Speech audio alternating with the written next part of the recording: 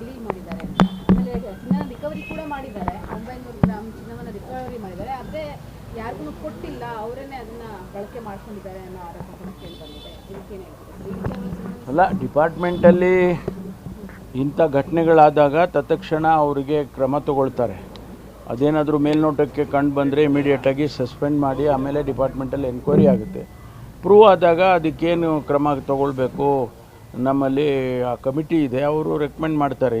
ಇಂಥ ಪನಿಷ್ಮೆಂಟ್ ಕೊಡಬೇಕು, ಇನ್ಕ್ರಿಮೆಂಟ್ ನಿಲ್ಲಿಸಬೇಕು ಅಥವಾ ಅವರಿಗೆ ಡಿಸ್ಮಿಸ್ ಮಾಡಬೇಕು, ಡಿಪೆಂಡಿಂಗ್ ಆನ್ ದಿ ಕೇಸಸ್ ಅದು ಮಾಡ್ತಾರೆ.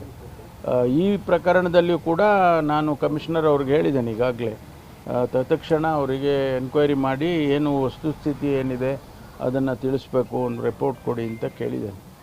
ಸರ್, ಪದೇ ಪದೇ ಇಂಥ ಘಟನೆಗಳು ನಡೀತಾ ಇದೆ ಸರ್. ಅಂದರೆ ಸ್ಟೇಷನ್ ಪೊಲೀಸರನ್ನೇ ಇನ್ಸ್ಪೆಕ್ಟರ್ಗಳನ್ನೇ ಕ್ರೈಮಲ್ಲಿ ಶಾಮೀಲಾಗುವಂಥದ್ದು ಪದೇ ಪದೇ ಏನಿಲ್ಲ, ಇಲ್ಲೊಂದು ಕೇಸ್ ನಡೆಯುತ್ತೆ. ನಡೆದಾಗ ನಾವು ಕ್ರಮ ತಗೊಳ್ತೀವಲ್ಲ. ನಾನು ಪ್ರತಿ ಬಾರಿನೂ ಕೂಡ ನಾನು ನಮ್ಮ ಪೊಲೀಸ್ ಕಾನ್ಫರೆನ್ಸ್ಗಳಲ್ಲಿ ನಾನು ಹಿರಿಯ ಅಧಿಕಾರಿಗಳಿಗೆ ನಾನು ಅಡ್ರೆಸ್ ಮಾಡುವಾಗ, ಮೀಟಿಂಗ್ ಮಾಡುವಾಗ ನಾವು ರಿಯಲ್ ಎಸ್ಟೇಟ್ನಲ್ಲಿ ನೀವು ಯಾರೂ ಇನ್ವಾಲ್ವ್ ಆಗಕೂಡ್ದು ಅಂತ ಎಲ್ಲ ಹೇಳ್ತಾ ಇರ್ತೀವಿ.